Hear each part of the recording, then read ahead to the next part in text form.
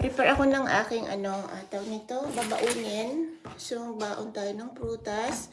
Ito lang babaunin ko isang corn. Tapos tuna. Tapos meron pa akong tawag nito, yung salad. I-mix ko siya sa salad. And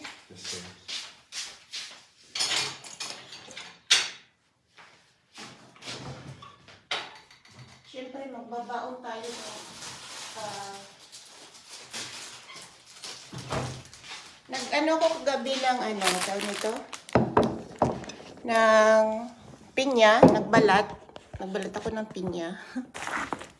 So, babaunin din natin yan. Magbabaon tayo. Ito yung binuksan na pala ito. Ito yung lunch ko.